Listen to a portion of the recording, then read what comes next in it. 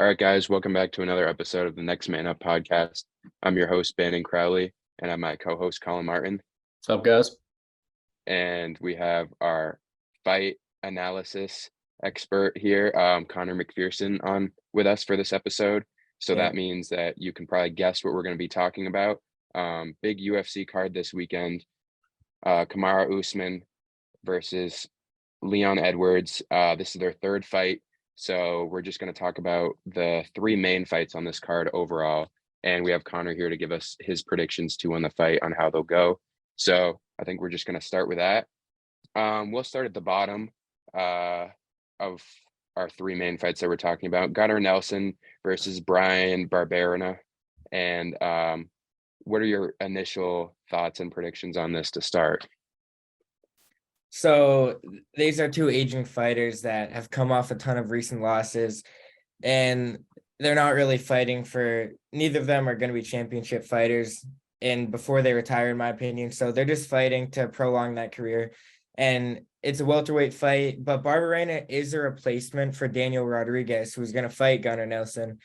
And I think it's just a stylistic matchup, similar to Gane and Jones. It's going to be two completely different fighters, where Nelson's a great grappler, most submissions from an Icelandic fighter in UFC history, which is a weird stat, but he has terrible striking, and I don't think it's even going to be a close fight. They're both old. He has terrible striking, great ground game. And then Barberena, who is just more of a brawler, terrible ground game himself, and a better striker. So I think Barberena can definitely tag Nelson. He's gonna land shots. It's gonna happen, but I think it's gonna be an easy submission for Nelson. I predicted round 3 though. Okay, pretty close to mine. You summed that up really well. I have a second round submission from Nelson.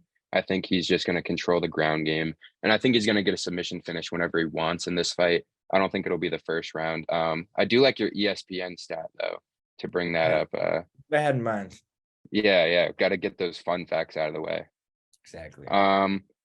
I guess we don't really have that much to talk about that one. So we'll move on to the next one. Kind of a more interesting fight. Justin Gaethje versus Rafael Fiziev. Is that most of these guys? I can't really pronounce their name. I just guessed Fiziev, but yeah. So Justin Gaethje, obviously getting a little older now. But I believe he's the underdog in this fight, which is kind of interesting. So let me get your prediction for this fight. yeah, so another just kind of weird matchup where Gaethje, he's had a ton of massive fights, and he can surprise, everyone knows he can surprise people with a quick knockout, but he's just a pure brawler. There's no one that fights like he does, where just no defense, just pure attack, just straight striking and brawling. And Fiziev, who's a great Muay Thai fighter, who Dos Anjos he beat in a surprising head kick. And then but Gaethje's lost 2 out of his last 5 fights. He lost but he's also beat really good fighters like Poirier and Eddie Alvarez he fought against, and did not do bad against either of them. But Fiziev is a world-class striker too, although Muay Thai style. So I think Gaethje, honestly, it might be an upset with the bookies, but I think he's going to KO Fiziev. I predict round 3. I just think the brawling is going to be too much. I don't think most likely he'll win, but I think he might be able to catch Fiziev out. Okay. Just like you mentioned, Justin Gaethje, the underdog, kind of in the odds. But if you look at his last fights, fighting against Oliveira, Michael Chandler, Khabib, Ferguson, Cerrone, Dustin Poirier, Eddie Alvarez, like these are big fights for obviously in his career. And he hasn't fought now in almost a year after that loss. So he's had some time off. I think that's kind of why they have him as the underdog, especially fighting against a guy with like less experience overall. So sometimes they try to lean towards like the newer guy. But I still think Gaethje is going to end up winning this fight.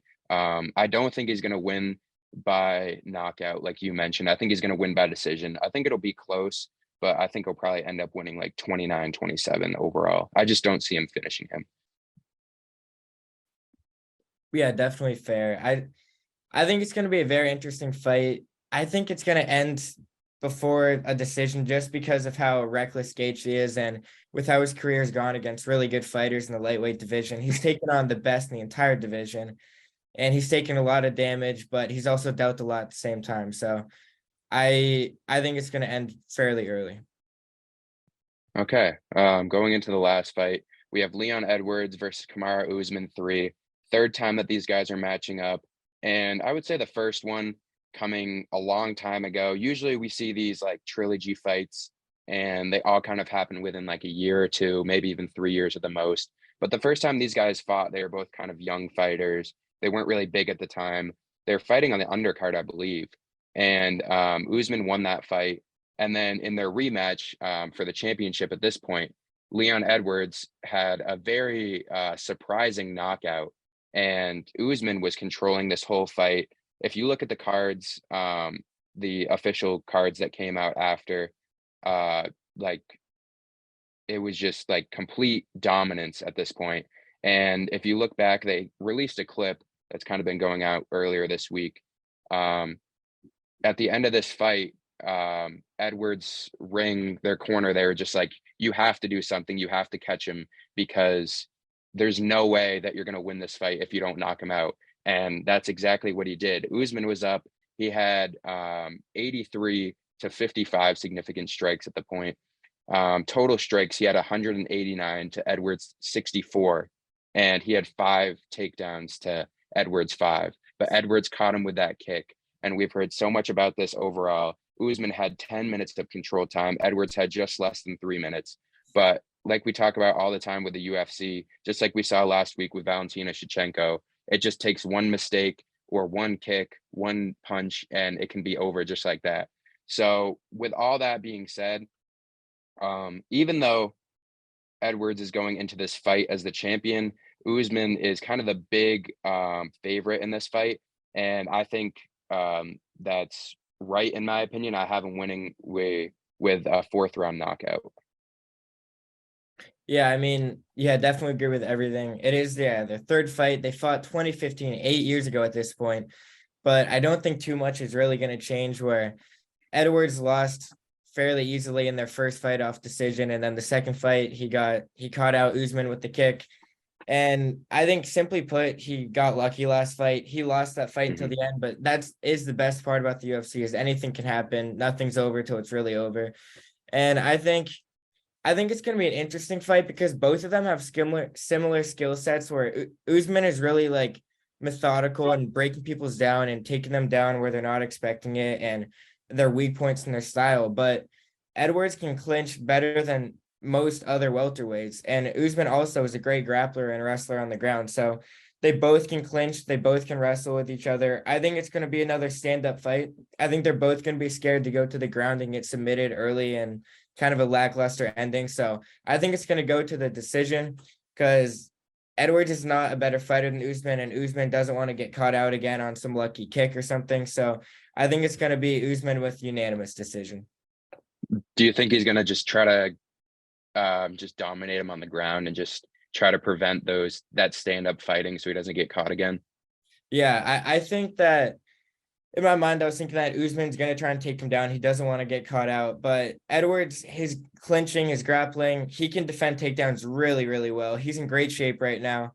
And I think he's going to stop Usman on the ground. I don't think he'll be able to submit him like he probably thinks he can. But I think stand up wise, whenever they do get back to their feet, it's just going to be no knockdowns. They're both going to get caught out, but it's just going to be overwhelming, just a victory for Usman. All right. So I think overall we kind of had pretty much the same predictions, just like one or two rounds off. And one more thing before you go. Speaking of takedowns, this past weekend in the main event, we saw probably the most takedown attempts in a fight, or at least in recent memory. Peter Yan, who I know is one of your favorite fighters in the scene right now, right? I'm not a fan of Peter.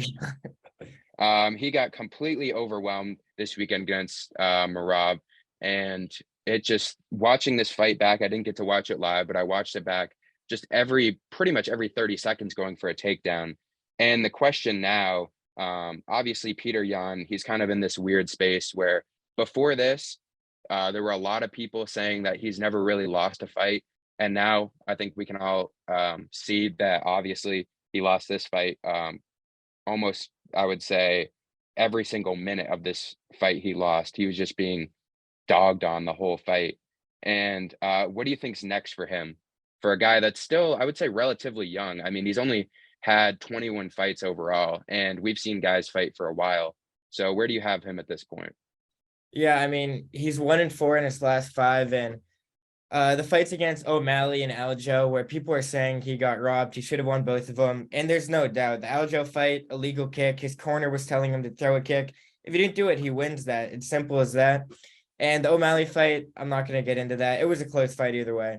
But I just think from a guy who was fighting for the belt only 6 or 8 months ago, I think he just has to work his way back up because there's so many this weight class now with guys like O'Malley and Cheeto Vera all moving up. It's a really good weight class. It is so deep, probably the deepest weight class right now, I'd say. And Mhm. I just think he has to keep getting those wins because, as you said, he is still young relatively for the UFC. He still has a lot of fights left in his career, a lot of health left. And I just think that he's got to keep working on those smaller, not smaller fights, but those low ranking fights, maybe those fight nights again, and then work his way up back to a belt. So then I'll move on. For Marab, obviously, he winning this fight. Um, he's in a weird spot too because he said that he doesn't want to fight for the title as long as Aljo's the champion. Which, if people don't know, they are pretty much like best friends. They're in the same camp. And Dana White talked about this. He said that he thinks overall, like career-wise, this isn't a smart decision for him, just because he's at a point where he could fight for the title.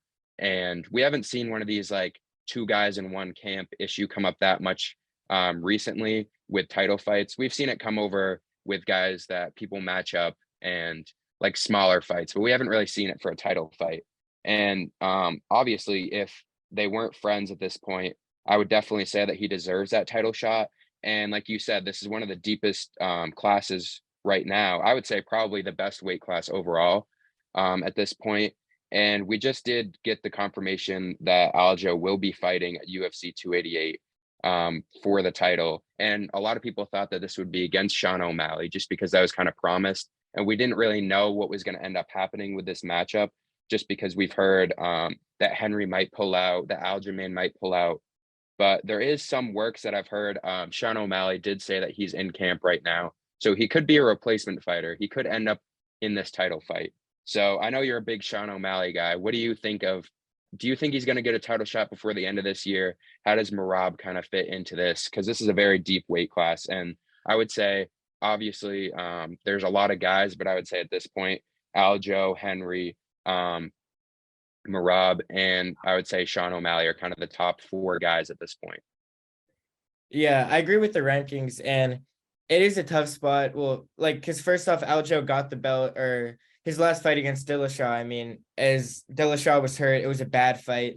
In my opinion, Aljo, I'm not saying he doesn't deserve the belt because he won the championship fight, but it's not like he's been holding it all these years and he's been defeating everyone, getting all these belt defenses.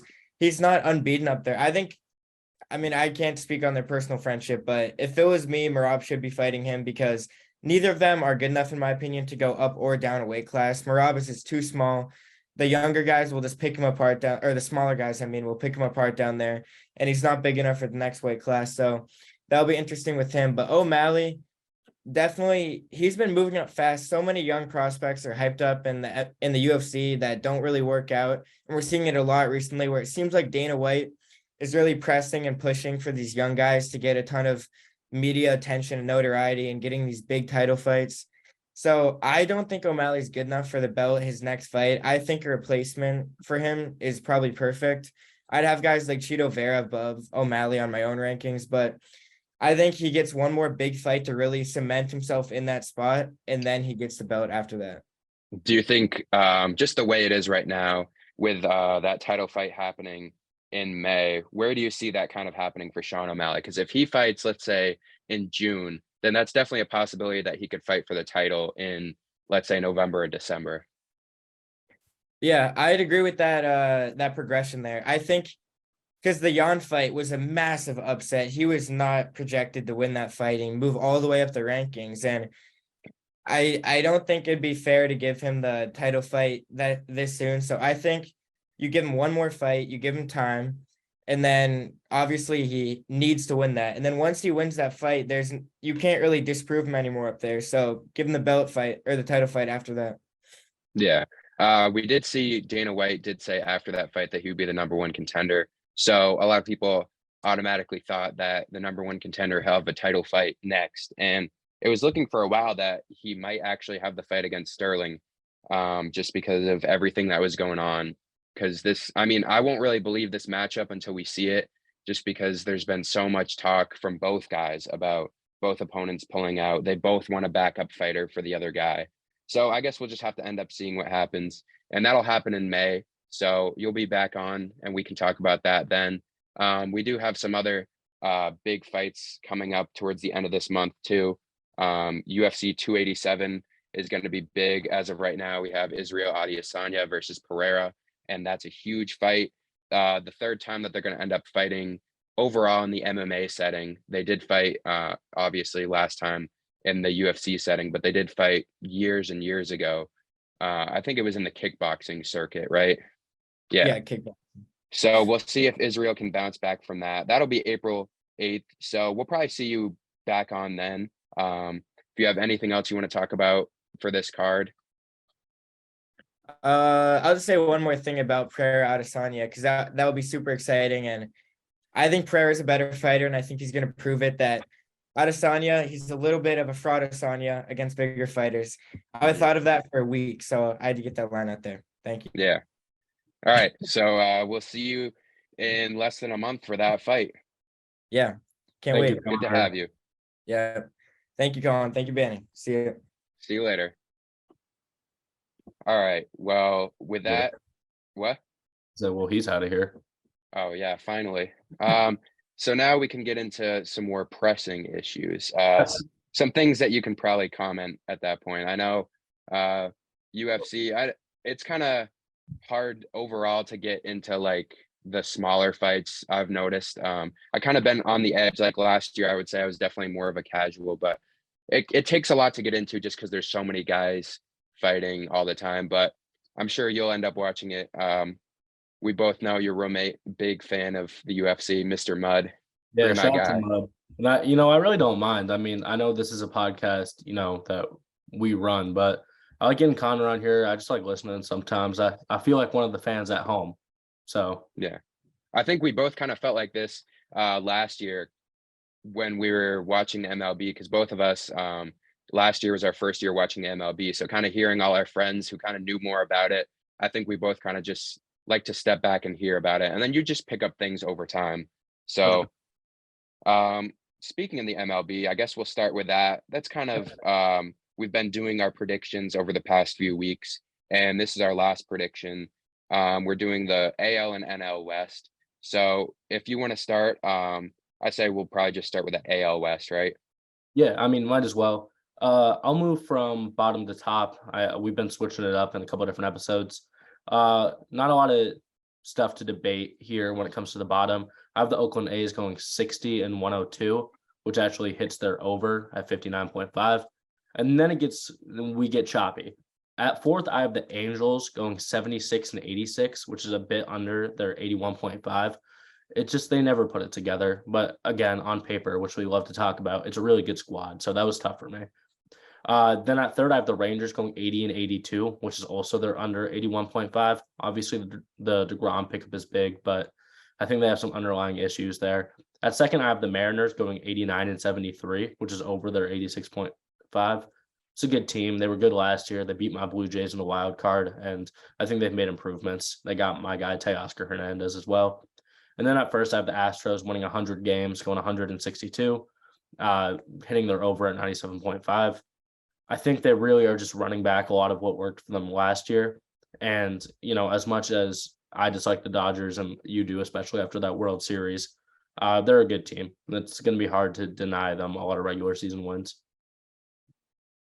Okay. I'll start from my bottom two. I have the A's going 56 and 106.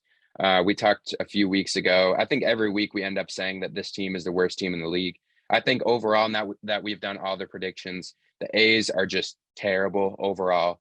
I would say the franchise, especially being in Oakland too, with every single sports team leaving, they got to do something to change, maybe rebrand, because that stadium is awful. No one in Oakland cares about it at all.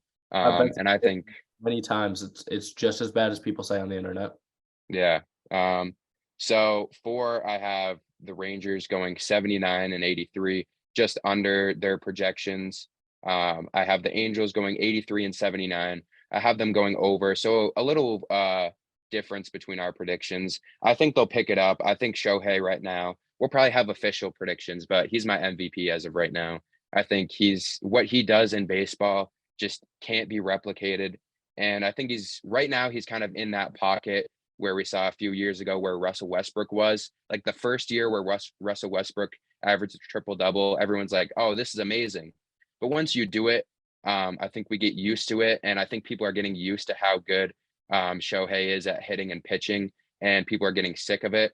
But I think if you look at it face value, like it's still amazing overall. And people always get mad at everything in sports. So I'm not surprised that people are saying, oh, like he shouldn't win this. They get voter fatigue. The NBA fans and MLB fans on Twitter get voter fatigue. Like they're the ones voting for it. I really like that point you just brought up, and I'm going to make sure to circle back to that later because I think that relates to something else we're going to talk about on this episode. Okay. So number 2, I have Seattle going 87 and 75, just half a game over their prediction. I think they're going to get a little better than they were last season now that they're kind of getting older. They're still a young team, but overall, I mean, especially with that postseason experience, that's something that you can't really replicate. So they're in for a good year. And I have Houston going 98 and 64, just a half game over too. Not really much to say. I think overall they're the most complete, best team in baseball right now. And then we'll go over to NL West if you want to start. Yeah. So in 5th in the NL West, I have the Rockies going 66 and 96, which technically hits their over of 65.5. They're horrible, but they're a little bit better than, we look at teams that we've already talked about, such as the Reds, A's, Tigers. I don't necessarily think they're that bad, but they're pretty horrendous. 4th, I have the Diamondbacks going 73 and 89, which would put them under 74.5. I want to say they're headed in the right direction. They have some prospects that I genuinely like. They're just not even close yet. Then it gets really competitive. At 3rd, I have the Giants going 82 and 80, which puts them over. I don't love their roster, to be honest with you. So this seems like a weird placement, but the Giants are always a team that figures it out during the regular season to some degree. At 2nd, I have the Padres going 95 and 67, hitting their over. I mean, on paper, but they just have an incredible roster. Their infield is ridiculous. They just have dudes that can hit the baseball. And at the end of the day, that's one of the most important things. And then at 1st, I still have the Dodgers going 97 and 65, which also puts them over. I mean, it's just a roster that's proven they can win. They choke in the playoffs pretty often now, which is something that, I think we should start getting used to. But if we're predicting the regular season, it's going to be hard to put them under 95 wins for me. So I have Colorado going under. They're my 5th team, going 63 and 99. Just not a good team overall. Arizona, I have them going 76 and 86. So a game and a half over. Then I have San Fran going 82 and 80, a half a game over. And then I have San Diego going 94 and 68, going over. And I have the Dodgers going 94 and 68, and they're under. I think both of these teams are very good. San Diego, just with Tatis coming back and the huge trade last year, we're going to finally hopefully see everyone play together at some point, depending on what happens. I mean, we'll never really know until it really happens, just because we thought it would happen last year. And then Tatis does whatever he does. We'll see if he does something else this year. I'm sure he'll do something. He won't be out for the whole year though, but he'll have some antics that he does. I like him as a player, but he's kind of entering the point where he's becoming unreliable for the team. So hopefully he's still young, so hopefully they can get someone on him about this. But overall, they're a very talented team, whether he plays or not. And then the Dodgers, just like you said, overall, just a talented team too. But I think both of them having the same record in my predictions just shows like how close these two teams are and their predictions. The Dodgers 96.5 wins, San Diego 93.5, very close, only 3 games off. And I think the Dodgers are going to just end up beating them more in the regular season, even if it's just 1 game more. That's why I have them at number 1. But I think this is going to be very competitive between those 2 teams. And we could definitely see both of these teams in the championship. Yeah, and I like what you mentioned there. I think the Dodgers and the Padres are on a similar field when it comes to how competitive they're going to be this year. But when you look at their rosters and, baseball's a funny sport because it's really a sport that, I guess everyone plays the same way. You're only really supposed to hit and field or whatever. But the way you compile the roster can be so much different. And I would not compare these Dodgers and Padres rosters to each other in the slightest. They have so many different types of players. But when we're talking pure how competitive they're going to be this season, I agree with you. It's going to be really close when it comes down to it. Yeah, I mean, if you look at both rosters top to bottom, it's just big superstars for both teams. So I think the top of this division is going to be competitive. San Francisco is obviously not as good as the Dodgers in San Diego, but I don't think they're terrible. So it'll be a little more competitive than some of the other divisions that we've talked about so far. For sure. So kind of bouncing out of the MLB, we can go over to the NFL right now. Just take a second to pull up these mock drafts. Last week, we went over a mock draft that we had, and then everything kind of changed the 2 days after that episode came out. The Panthers ended up trading for the first overall pick, and the Bears moved down to 9. This was surprising to some people just because I think in my mind, the Colts were going to move up and get that number 1 pick. I kind of experimented with the thought of the Panthers, but I didn't really think they would end up doing it. But they gave up a lot to do this. They gave up DJ Moore, and I'll ask you what your opinion is on this trade first.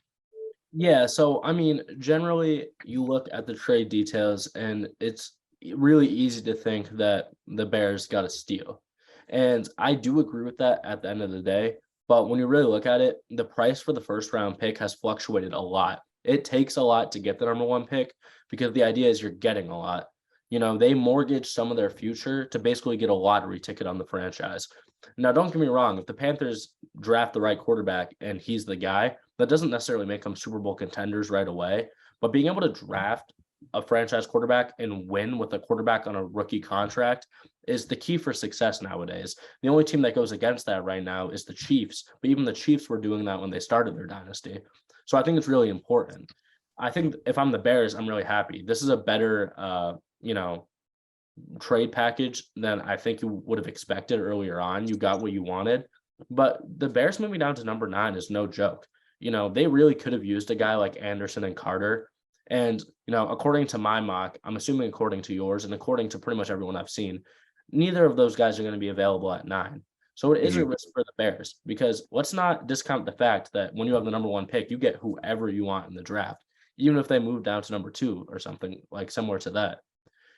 I think we need to acknowledge the Bears got a lot in return, but they give up the ability to get their favorite prospect. 9 is decently far down the board compared to, where we've had them mocked all year at number 1, number 2, number 4.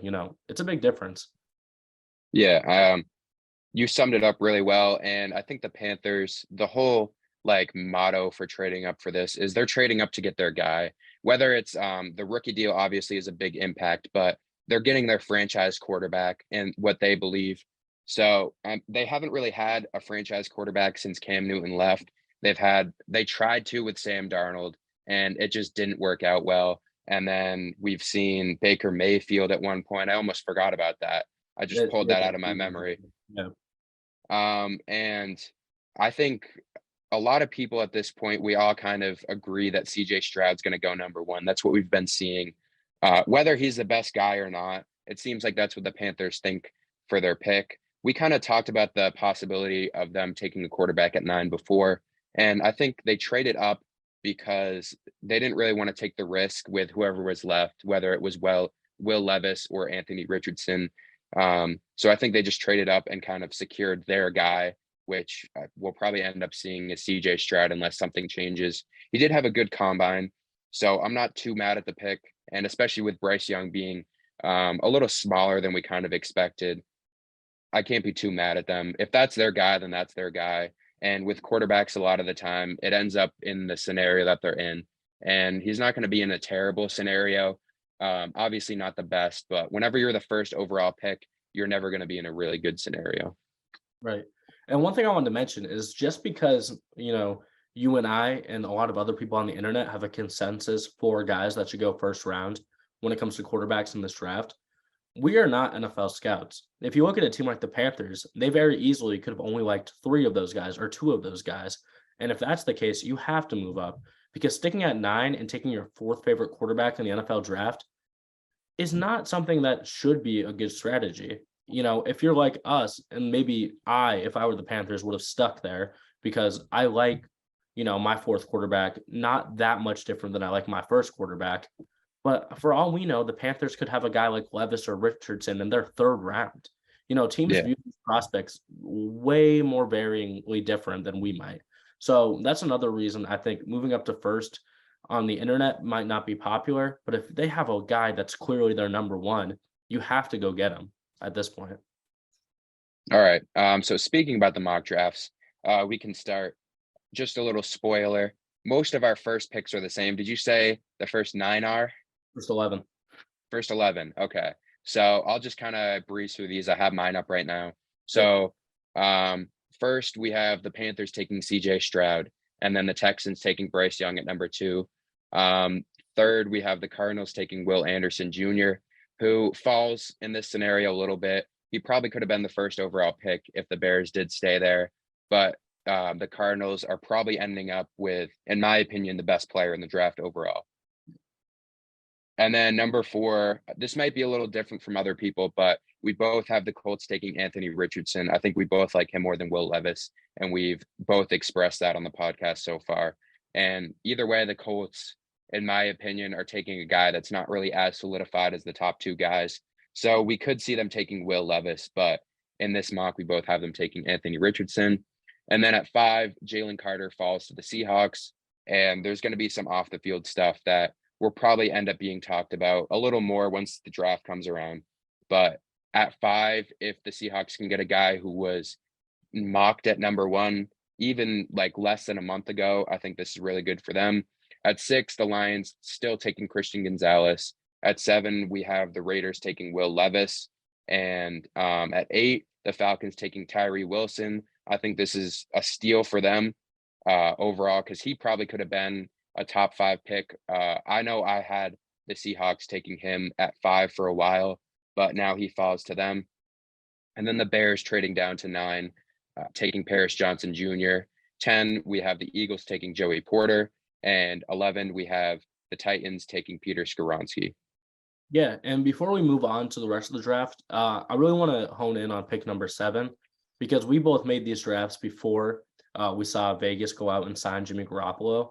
But even with that being said, maybe I would switch it around a little, but I still think it would be a good pick. I mean, I like the Jimmy Garoppolo signing because it allows you to compete with the roster you have right now without committing to a quarterback that you're going to have to keep on your roster for 5 or 6 years. So I think that even amplifies that Will Levis pick. I actually like it more now than when I made this draft. Yeah, it is going to end up being a 3-year deal, which is kind of interesting to see what happens. But I mean, Jordan Love's in a scenario where he's been sitting for 3 years now. So, and Jimmy Garoppolo, just because he signs for 3 years doesn't mean he's going to play for 3 years. And he's not getting like $100 million, so they can't really be too worried about it too. But I do think if he's sitting under a guy like Jimmy Garoppolo, who's not the greatest quarterback of all time, but he sat under Tom Brady, so he definitely knows some things. Yeah, and with that being said, let's move on to the rest of the mock. I'll start first.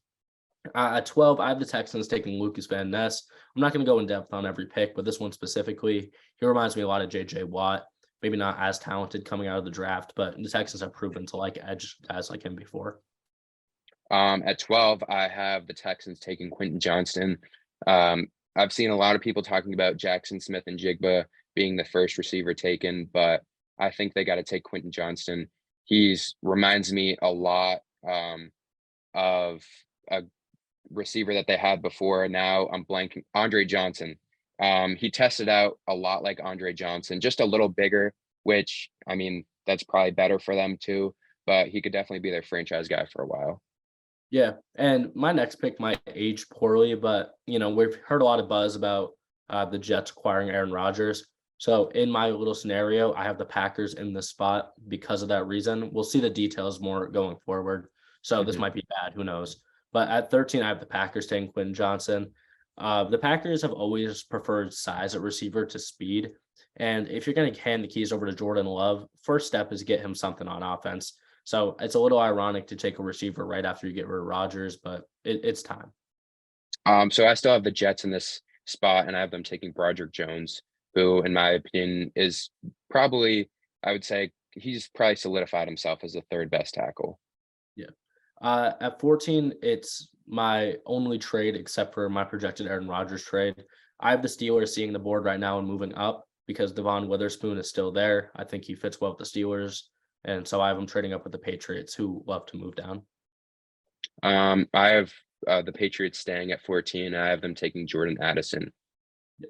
At 15, the Packers are on the board again. I have them taking Nolan Smith, who's rose a lot on my board.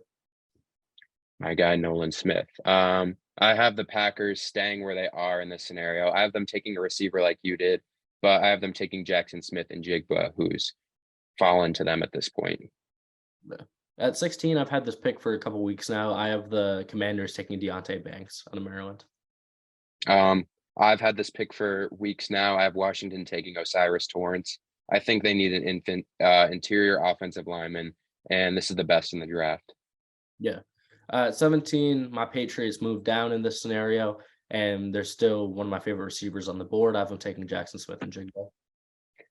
So I have the Steelers staying in this spot, but I still have them taking Devon Witherspoon. I think in my draft he falls there, but I think he kind of, like you said, they trade up. I think he's in that 14 to 17 range. So we'll just have to see what happens with that. For sure. And at 18, I have the Lions attacking the interior like they love to do. I have them taking your guy, Kalijah Kancey.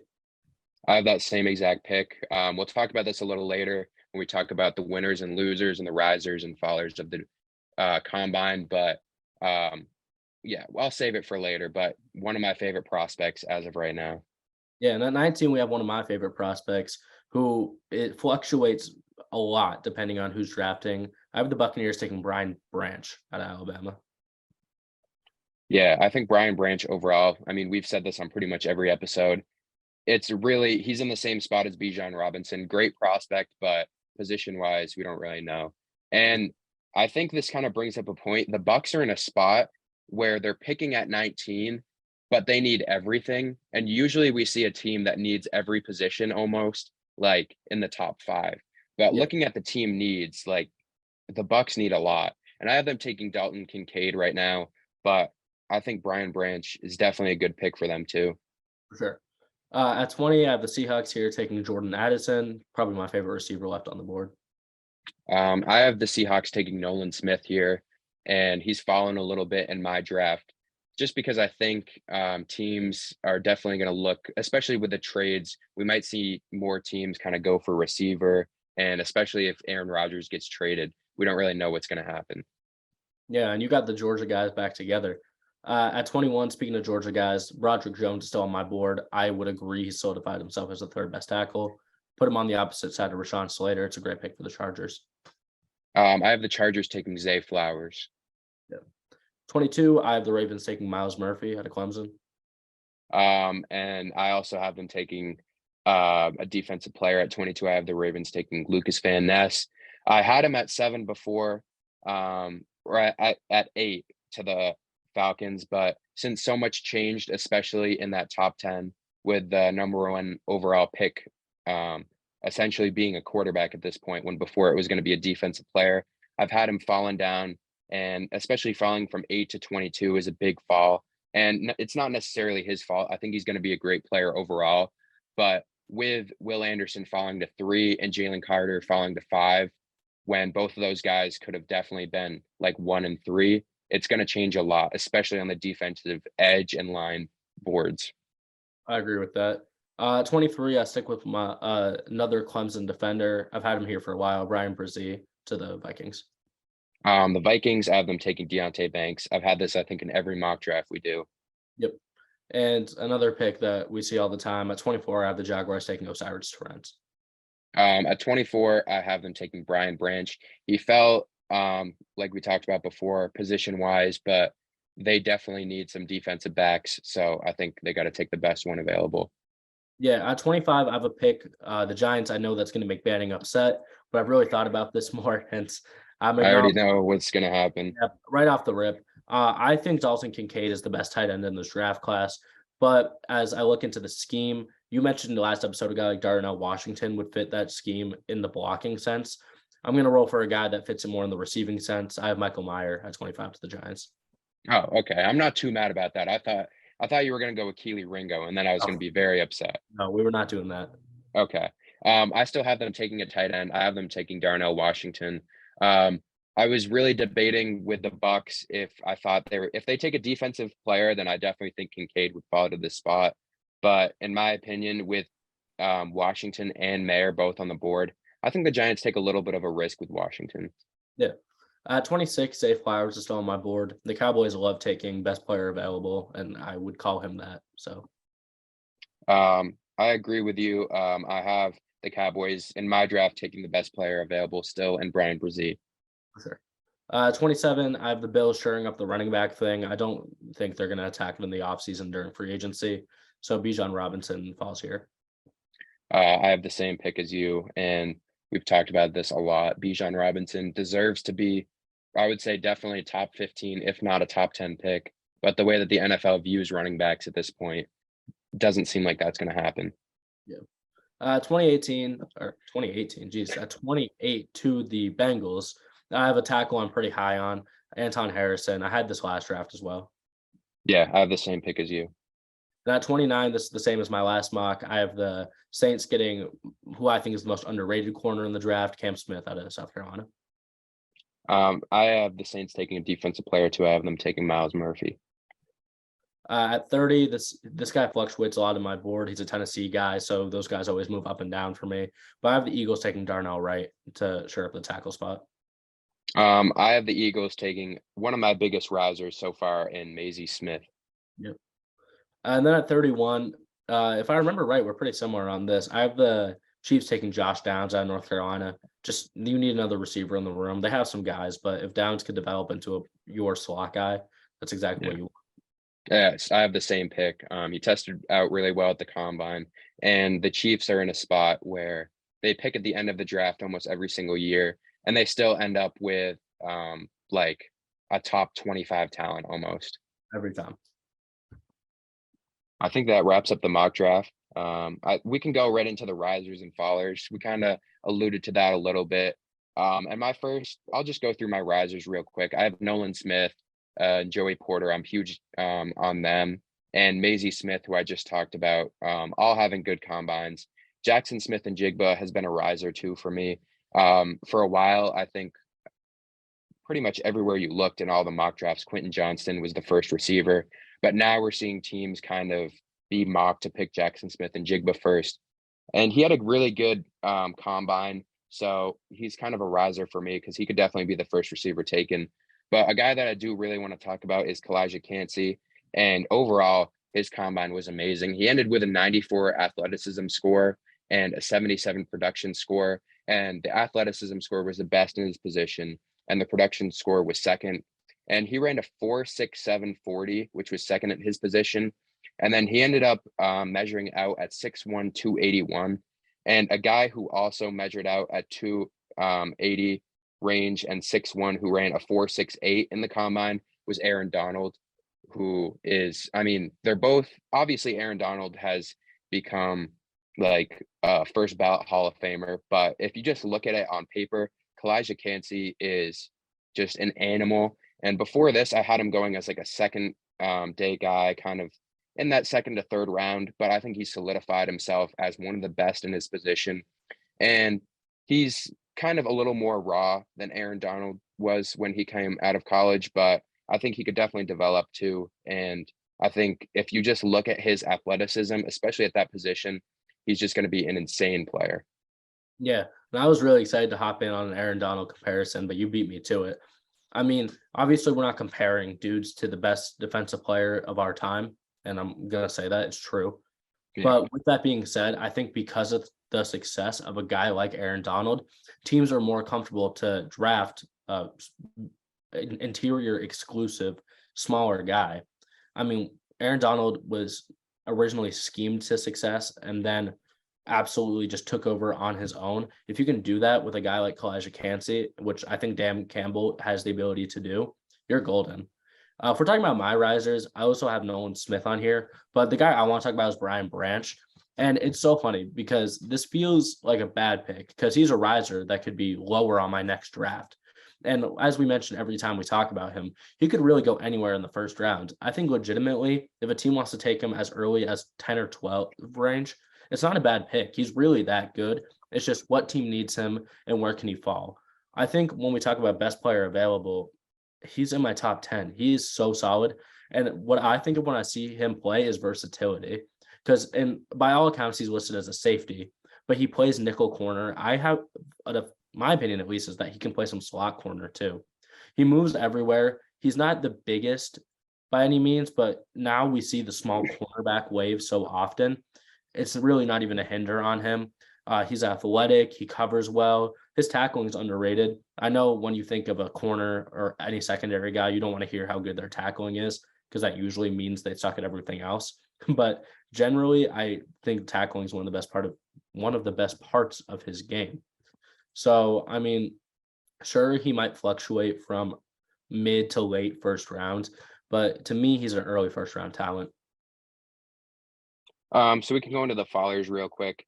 I don't have too many strong opinions on these guys, but Bryce Young, a faller in my opinion, just because the Panthers traded up for that first pick and we're going to see CJ Stroud. And I think it did kind of hurt him to not work out and throw at the combine. And he just ended up measuring, which also kind of hurt him too, because he was a little smaller than we all anticipated. And then I have Miles Murphy. And I don't think he had a bad combine overall, but I think he's in the position that we see so many years in the draft where he didn't necessarily get better, but there's a lot of guys that had good combines that we mock above him. And he kind of just fell victim to that. And then I have Kayshon Boutte, who I think a lot of people agree that overall his combine was just terrible. He had bad jumps. He ended up running a 4.5, which I saw someone compare that to a pedestrian running a 40, especially for a guy that we thought was going to run very fast.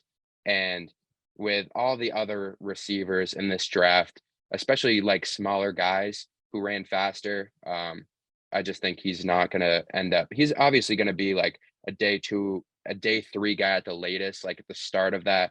But there's a lot of guys that rose above him.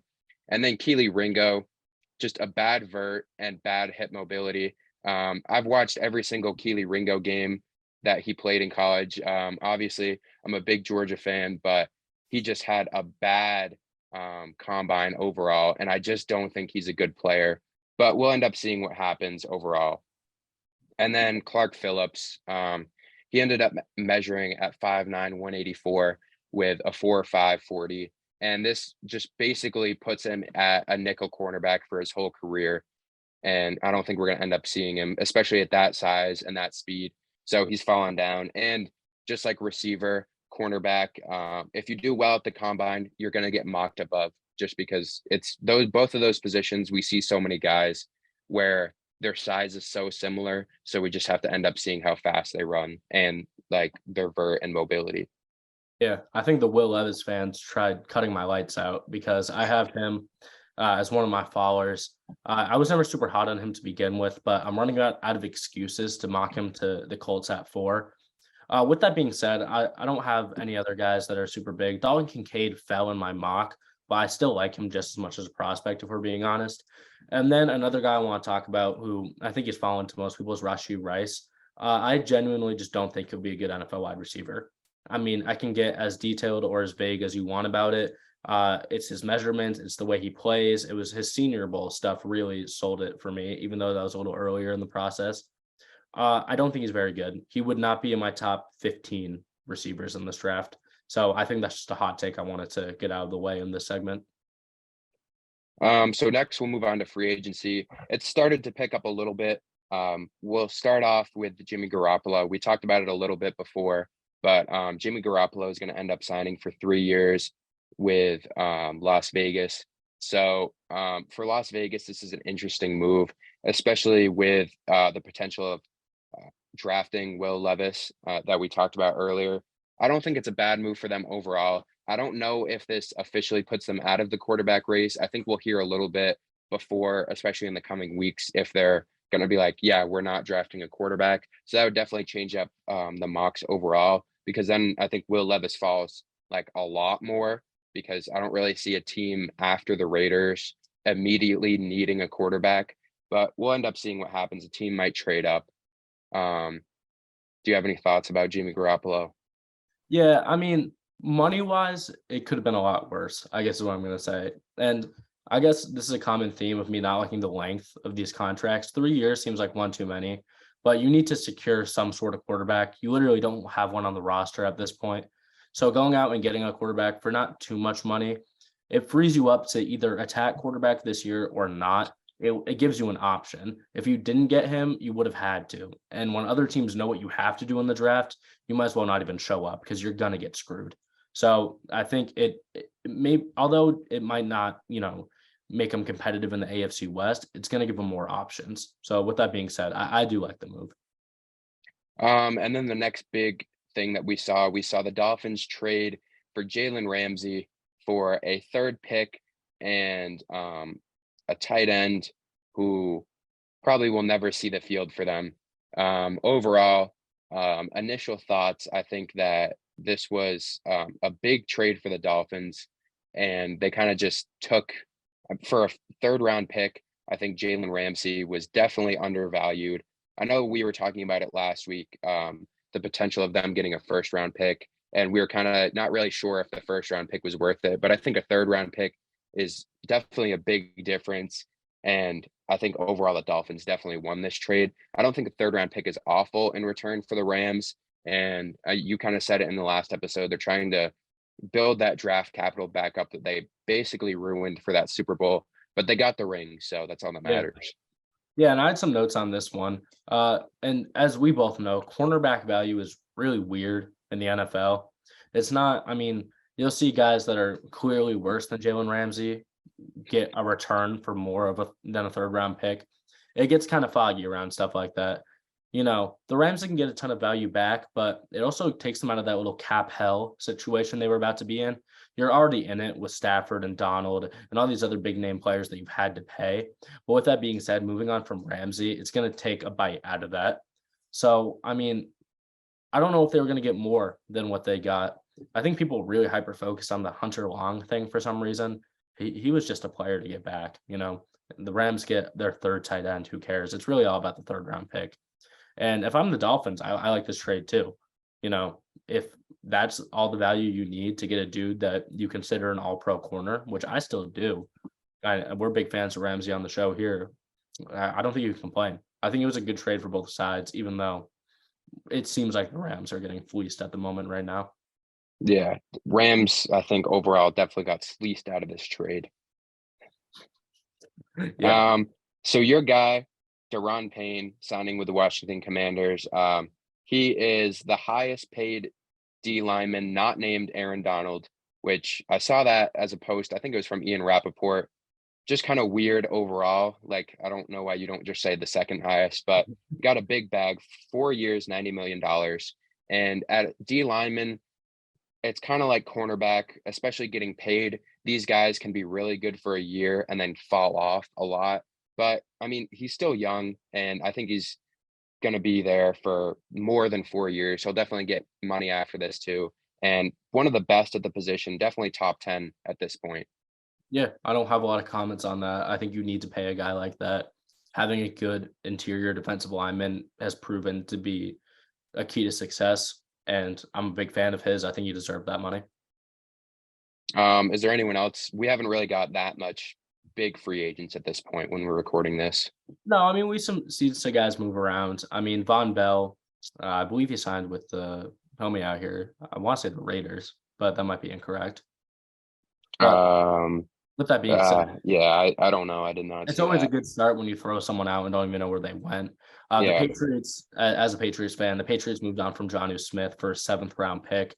Absolutely embarrassing, but that's just kind of the Patriots way as of late. There's been some minor stuff. We see Mike White go to the Dolphins. So, I mean, just off the top of my head, nothing ridiculous, but I think by the time we get this video out, there's going to be some more moves that come around. And what's on everyone's mind right now that unfortunately we won't really be able to discuss because we don't know any of the details is the Aaron Rodgers Jets thing.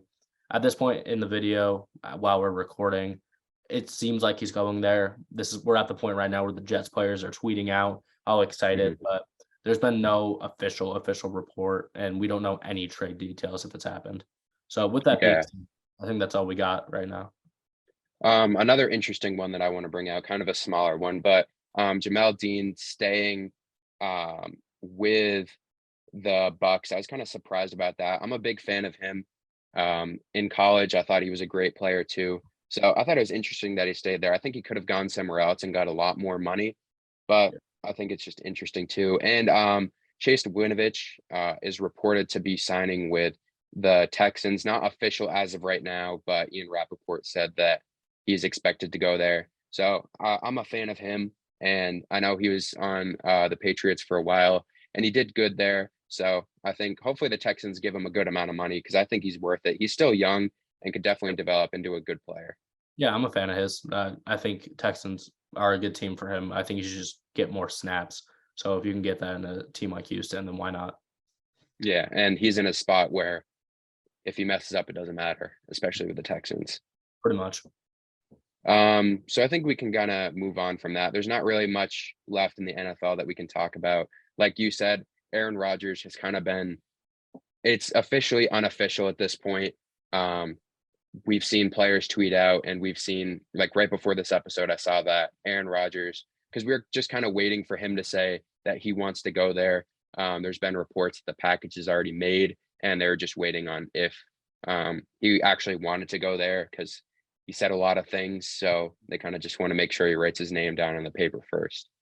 So we'll bounce over right now to the NBA just to kind of get that out of the way before we go into March Madness, because that's probably going to be the biggest segment of this. We got a lot to talk about with that. Yeah. So the NBA, will start off with our power rankings. I just had 5 teams. Yep.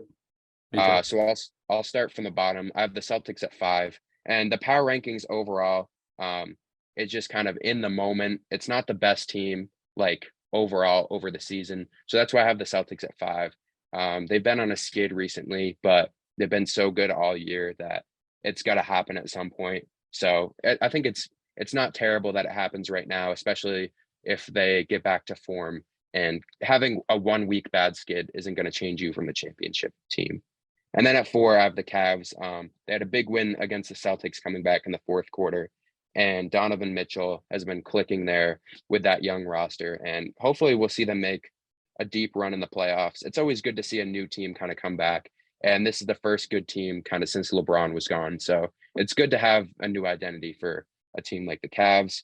And then at 3, I have the Bucks. They had a good week without Giannis, and they got some good wins overall. And then I have the Kings at 2. They had 3 straight wins against the Pelicans, Knicks, and Suns. All of those wins big, especially against a team like the Knicks, who is surging at this point, and the Suns too, who on paper right now, probably the best team in the NBA. And they just kind of haven't really figured it out overall. But the Kings are kind of turning into a team where I'm leaning on them making a deep run in the playoffs, where before I wasn't really sure if they solidified that spot, but they've just been so good recently. And at number 1, I have the Sixers. They won on a 5-game road streak, and they beat the Bucks, the Heat, the Pacers, and the Wolves. Joel Embiid embarrassed Rudy Gobert like he does in every single game that he plays against him. 3-time Defensive Player of the Year for nothing. Yeah, I'm a big Rudy Gobert fan, so yeah. Gotta have a comment on him. So Sixers right now, I'm in a spot where I'm happy, and they're gonna mess that up. So I like to be happy at this point. Yeah, I mean, when I saw this point on the notes, I knew it was because you wanted to shout out the Sixers. It's the only thing, and if you can't tell, I'm feeling a little passionate about the NBA talk today. It's the only possible way you can put them number 1 on a list right now. With that being said, at number 5, I have Denver. You know, I've been gassing up Denver all year, but they're on a little bit. They're not playing their best right now. The other night against San Antonio, when Michael Porter Jr. got ejected, when we're only doing this week by week, that affects your power rankings a little bit. At 4, I have the Sixers. You know, aside from my shit talk, They are a really good team and they are surging right now. They could be higher. I understand the idea of putting them number one, but for me, realistically, I know it's just the week by week power rankings, but I don't think a good week necessarily makes your team better than other teams. But I get the idea. At 3, I have Sacramento coming off the 3 straight wins. We're going to talk about this later. We have a topic, are the Kings a legit threat? And I would like to discuss that more later. But for right now, they're in 3rd. They're on a winning streak and they're a really good team. At 2, I have the Celtics, again, in a skid. They've been kind of wishy-washy, but Jason Tatum's not playing every game. Neither is Marcus Smart. And those are legitimately 2 of the most important guys on the roster, if not the 2, considering how consistent Jaylen Brown is. Like, we know what we're getting from him. Then number 1, I have the Bucks. They're playing like the best team in basketball right now.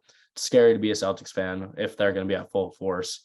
But even though they're number 1, it doesn't solidify them as a number 1. You know, they've shown that they are beatable. But if we're talking right now, I got to put them at number 1 on the power rankings. So I guess we can just bounce into that point that you talked about. We both talked about the Kings. We kind of tiptoed around it. So I think we can now kind of get into it. I think overall, the Kings have really proven themselves recently. And I don't know. I don't think they're going to go to the finals, but I think they do have a really good shot at the Western Conference Finals at this point, especially with every team in the West. If you win a game, you're basically in 3rd. And if you lose, you're in 8th, just because there's teams that are so close at this point. And I don't really have a favorite overall in the West, just because, like I just said, it's just the rankings change so much week to week. And I did really like the Clippers at one point, but like we talked about last week, Clippers have kind of been on a skid recently, and teams go hot and cold. And we'll just have to end up seeing in the playoffs, and especially in the West, with teams that are basically built with 2 superstars on every team, like we see the Mavs, the Clippers. I would say the Suns at this point. Chris Paul is still a good player, but I think it's definitely Devin Booker and Kevin Durant, because Chris Paul kind of takes that spot where he's just like a really good facilitator. So I wouldn't say he's a superstar in like the scoring sense. And then I think overall the Kings right now with De'Aaron Fox and Sabonis are just at a point where those guys have really solidified themselves as good players, and the rest of the team, all the role players are playing really well too. So we're just going to have to see with a team like that who is young.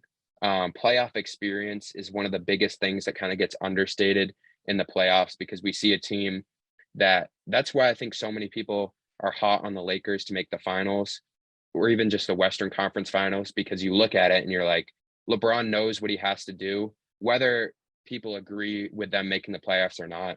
They're a scary team in the playoffs just because LeBron knows what he can do, and especially a team against the Kings, who don't have as much experience. I think the Kings would definitely beat them, but I don't think it would be a sweep, just because playoff experience is definitely a huge thing. Yeah. The Kings are interesting because, again, we like to tiptoe around them. They're almost difficult to comment on sometimes.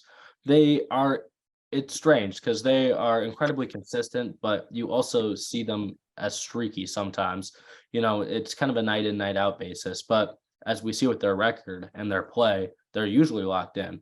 Mike Brown knows how to coach these guys up. When we talk about experience, they don't have individual player experience, but Mike Brown has been doing this for a long time, most notably as the assistant with the Warriors recently.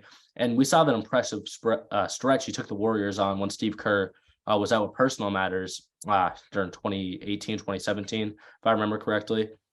And so with that being said, I trust their experience more than I would with a lot of other young teams. And, you know, we look at other teams in the West where it's so tight. I think Phoenix was the one I was the most worried about, but with Kevin Durant's injury, that's going to drastically change, you know, their trajectory. And I still do have faith in guys like Devin Booker. I spent a lot of time in the last episode talking shit about Devin Booker, but he's a really solid player. I think Chris Paul, you know, we joke about the no rings, and for good reason, but he has playoff experience. So all they have to do is make it. With that being said, I like the Kings more than pretty much every team in the West except for the Nuggets. And that shouldn't be a hot take because they're 1-2. But as you said, with the Western Conference standings looking like what they are, people have a lot of different opinions on different teams. So, I mean, are they a legit threat? To me, yes. But am I going to have any point in this season where I think they are going to make the NBA Finals? That's leaning towards no. So, at the end of the day, I think it depends what you call a threat. Yeah. Pretty much we're in this weird spot, and you kind of hate to say it, but we just got to wait to see what happens. Yeah. And like you said, the Kings are just a team where they're pretty unpredictable at this point because they could definitely get hot. And in their past 5 games, they've been averaging at least 132 points, which is insane, but it's got to end eventually at some point. Yeah. So I think once we get closer to the playoffs, if they have a really hot run like they are right now to the playoffs, then it could definitely solidify it more, but we'll just have to end up seeing what happens.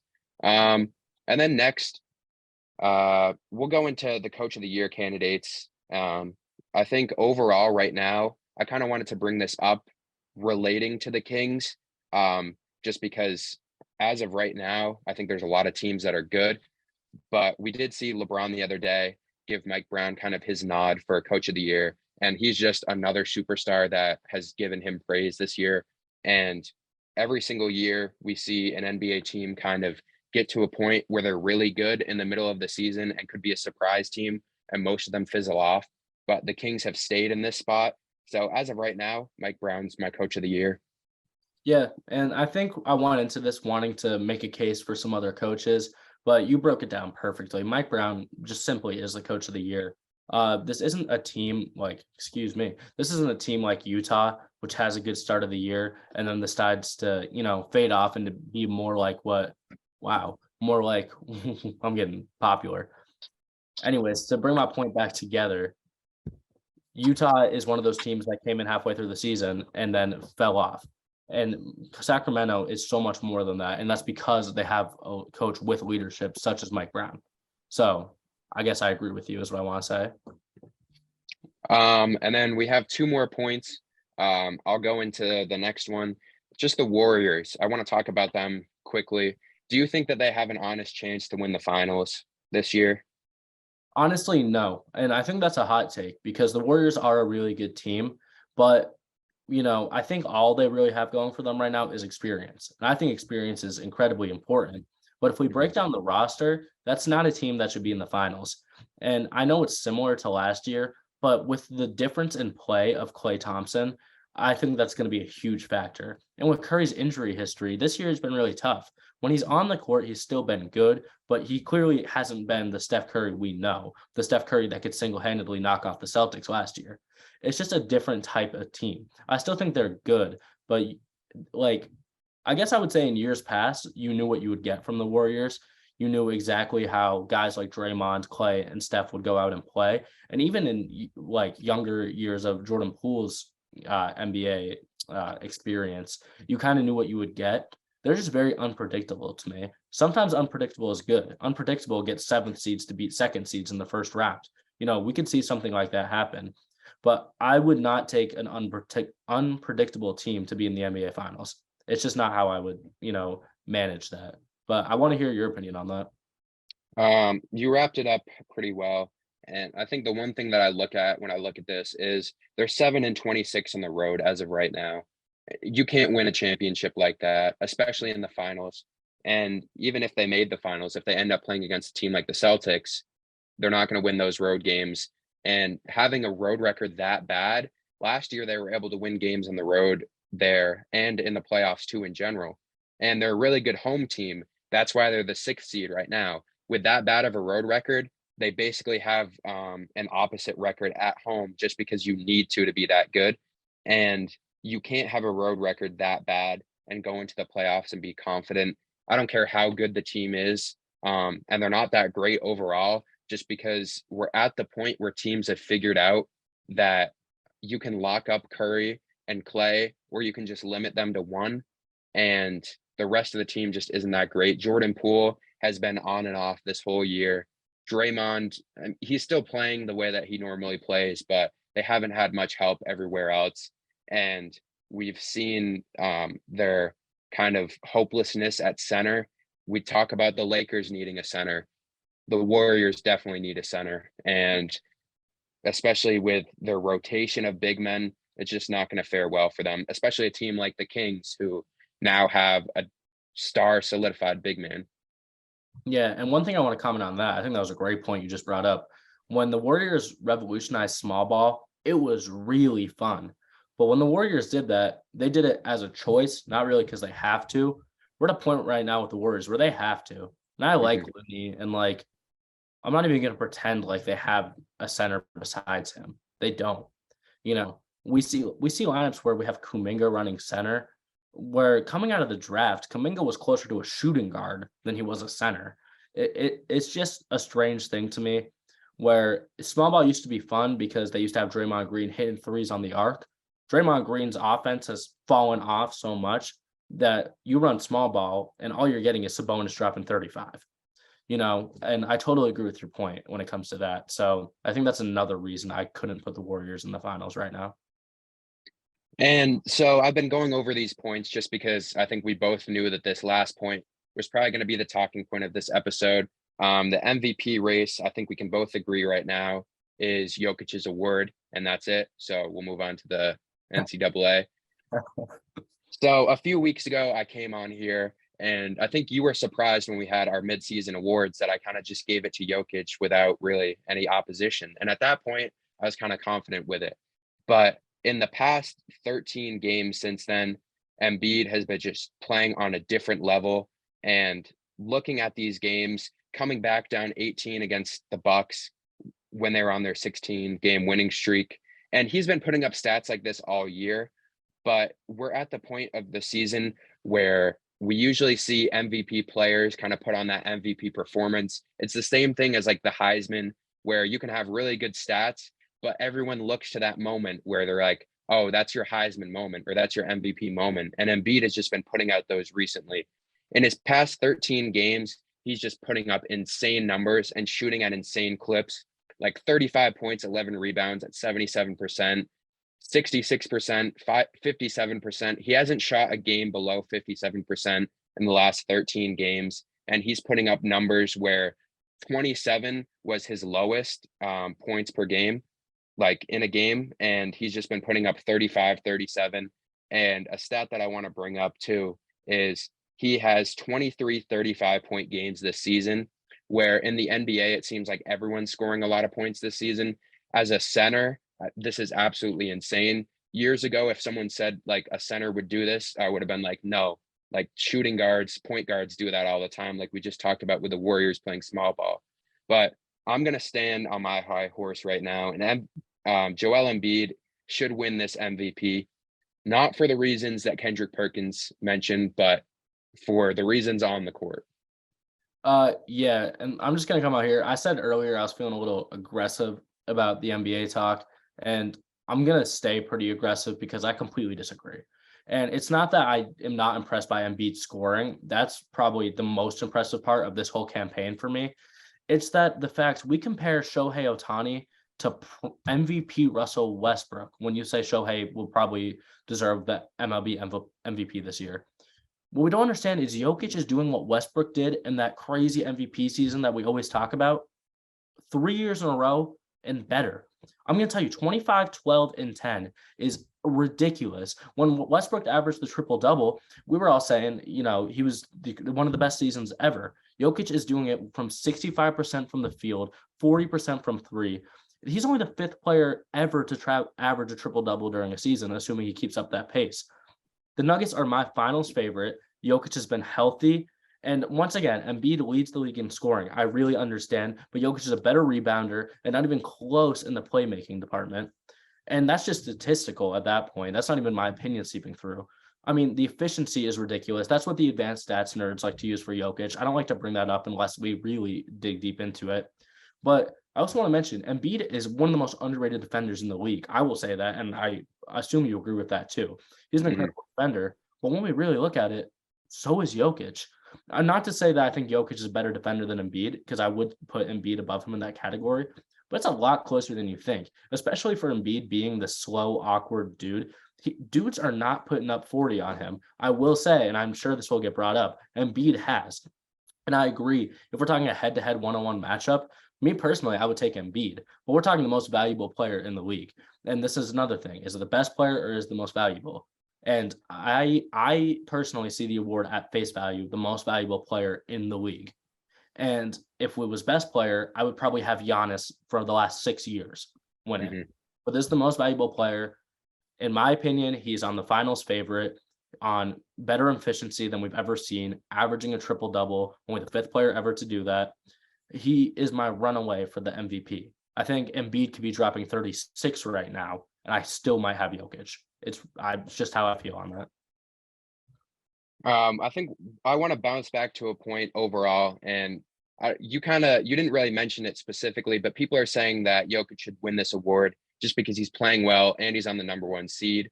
And I think like a lot of people have been saying that obviously team success is a big thing, but I think people forget that Embiid was on the #1 seed last year and he carried them to that. And Jokic was on most of the season the 6th seed. So I don't really carry that into my argument at all. And I'm kind of glad that you didn't bring that up because I don't really agree. It's a bit different when it's like the #1 seed compared to like a team that's the 15th seed and a guy that's on the Rockets is dropping 40 points a game because no one else shoots. But I think both of these guys are very close in my opinion. And weeks ago, I wouldn't have said that, but Embiid has been on a tear. He's been shooting just insane, putting up all these numbers, 34 points, 39 points. He put up 39 points in 28 minutes against the Timberwolves, who have a 3-time defensive player of the year on their team. And to put up that many points in that like least amount of minutes too.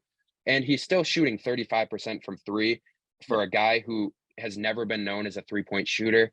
I think this is his year. I know I'm not saying Jokic is having a bad year overall, just because that would just be untrue to say. He's obviously having a great year, but I think Embiid has solidified himself at this point as the best at this point with Kevin Durant being on and off. I think Embiid's the best scorer in the league. I'm just going to go out there and say that. He can shoot at every single level. And if you get him inside the 3-point line, he's going to make a fadeaway on you at any point. And we haven't seen a guy at his size be able to do that. And we did see both of these guys go head to head, and Embiid smoked Jokic. And I know that's kind of a little thing, but in the past few years, when it's been close too, people have pointed out, oh, well, Jokic won every time they played against each other. So this year, the script is flipped. And I think overall, we've been seeing a lot of people say that it's been close within the week. That's why I wanted to mention it now, just because Embiid's been on this tear. And I think if he's on this tear for the rest of the season, it's going to be a lot closer than we both predicted weeks ago. Yeah. I'm going to say one more thing about Jokic. I think we're underrating what a tear from Jokic looks like, because I will say, and I really like that point, I think it's a ballsy take, and I think it's a take I agree with, that Embiid is the best scorer in the NBA right now. He puts up points, and the Sixers win. This is definitely, and we both acknowledge this, this isn't a conversation about one of them is good and one of them sucks. These are the top 2, most valuable players in the league this year, 100%. But a tear for Jokic might not look like he's dropping 35 every game. But Banning, he's averaging a triple-double. This is the 5th time ever someone's done that. We can't act like that's not a big deal. And he's getting more rebounds. He's getting more than double the assists of Embiid. And they are winning games. And Embiid is on a scoring tear, and he has these moments. That head-to-head against Jokic was a big play for him. I'm not going to pretend it's not. But if I have my center dropping 25, 12, and 10 on 65% shooting, which is ridiculous to me, and 40% from 3, and I would argue Jokic isn't a guy that's really known for his threes either. I think just like Embiid, he's a guy that people know can shoot him, but it's definitely not what he's good at. He's not a Karl Anthony Towns, Kristaps Porzingis type shooter when it comes to big men behind the 3-point line. I just think, like you mentioned earlier with Shohei Ohtani in the MLB, we're getting voter fatigue.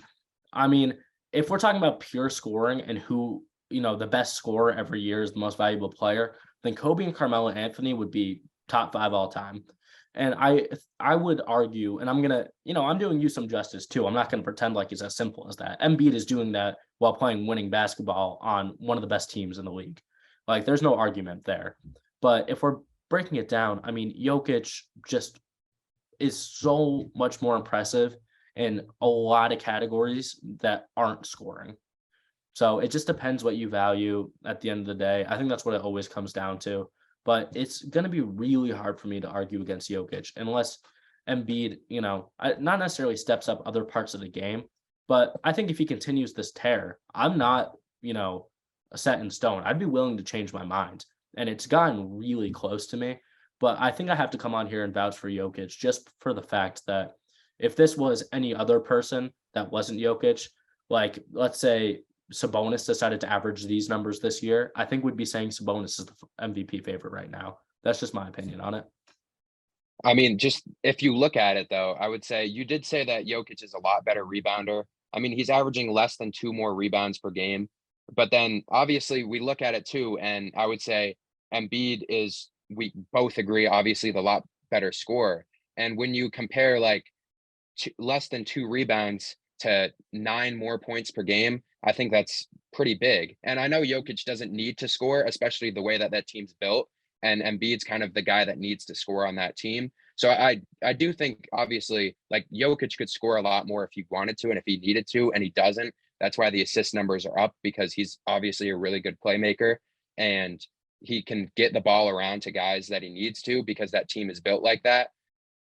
Yeah, But I but just think like sorry. overall, no, you got it. Yeah, I do. I'm just saying the scoring discrepancy is a big deal, and I understand that. And it may seem like the rebounding thing I'm mentioning is minor, but 2 rebounds is kind of a big deal to me. And 6 assists is a huge deal to me. If I remember correctly, Embiid's at around 4 right now, right? I'm not just pulling that out of thin air. Yeah, But he is. yeah, with that being said, 6 assists is huge. I like Jokic, at least up to my knowledge, is the second leading assister in the NBA right now at center while getting 12 rebounds, dropping 25 a night, and being on my finals favorite. You know, the fact is, we're comparing Embiid's scoring to guards, which is incredibly impressive. There's a reason we're having this conversation right now. We're comparing Jokic's passing to guards, comparing his rebounds to the best centers in the NBA, and comparing his points also to guards. I mean, it's ridiculous. If you pulled up this stat sheet and you showed me a picture of Nikola Jokic, I would never put the 2 and 2 together. The fact is, people love to make the excuse that Denver runs the offense through Jokic. I do it for 60 wins a year. You know, it's just incredible to me what he does. Embiid is the best scorer in the league right now. You know, you brought up that point maybe 5 minutes ago, and I'm already committing to it. I really agree with that. But Jokic is a top 10 scorer, top 3 rebounder, top 2 passer in the league right now. And he's doing it all while shooting. I mean, he shoots closer to 70% than 50%. And I'd consider 50% pretty damn good. So that's just, you know, more to it, I guess, for me. Well, I mean, we'll talk about it too. If we're talking about the most valuable player, I think you kind of undermined Embiid's like overall like point to this team. They have the second most clutch time wins in the league right now, and that is due to Embiid. You give him the ball, he's made game winners all year this year, and recently he's made them too. Down 10 points with 5 minutes to go in the fourth. Before this, they'd lost 80 straight games when that happened, and then they just find a way to win. Down 18 points against the Bucks, who were on a 16-game winning streak. He's having these MVP moments right now, and a point where this is the most important time to happen because it's getting really close. And I think overall, Jokic might still be the favorite, but I'm going to stick with Embiid at this point just because that gap, either way that we look at it, I don't think that gap is big. I would say that gap is like, I wouldn't say it's 1A and 1B at this point, but it's very, very close. And I wanted to bring this up overall just because like a month ago, I didn't think it was that close. Even though Embiid was playing well, Jokic was just playing way better overall. But the past 15 games that I've watched from Embiid, he's proven to me that he's the best player in the league and he's the best two-way player overall. I don't care about Giannis. Embiid has been putting on defensive clinics recently too, and he's the best player that can score. And I wouldn't say he's the best defender in the league, but he's the best two-way player. I'm gonna say the thing that I hate when people say when this argument comes up, but I feel like it's a good point. I think Jokic would be higher in that category if they were in more really tight games. And you can credit that to Michael Malone at coach. You can credit that to some easier schedules throughout the year. I would call them pretty comparable, but you get the idea. Western Conference teams go through some easy stretches sometimes. But I mean, I don't have the stats in front of me right now, so I'm not going to make up stats. I'm going to preface this with saying how I imagine this. If you look at clutch time assists, clutch time passing ratings, clutch time efficiency, I would guess that Jokic is pretty high in all of those categories. And with that, I think that just more contributes to the game. And I give the 76ers credit. I give Embiid the most credit. If the 76ers need a bucket, they're going to go to Embiid. But if the Nuggets need a bucket, they go to Jokic. Jokic just likes to swing it out to a wide open Jamal Murray sometimes, So where Embiid has the physicalness and the ability, and honestly, I don't blame him to go out and force a bucket, because Embiid will go out there and force shots, but they're going in. So it's not a force shot in the way you would think of like a bad shooter or something. Jokic will go out there and like prime LeBron it, where he makes the exact right steps. It's just insane to me. I think we're underrating how good of a player in the clutch Jokic is, because we haven't seen those big moments. And I think that's another reason why Embiid is rising, because like you said, he's having a really good stretch where he's having almost Heisman moments in an NBA sense. So I really do appreciate the sentiment of your point there. And I honestly agree with it. I would not argue with someone that says Embiid is one of the best clutch players right now.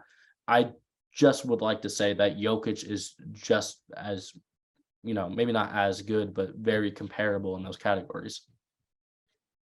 I think we'll definitely have more debates once the season wraps up. We have a lot more going on, and I believe that we'll see them. They should play one more time before the season ends. So especially if that happens in April, that'll be definitely big. I don't have the schedule right in front of me right now, but I think that was probably the longest segment that we've had on this, and we could definitely go on longer too.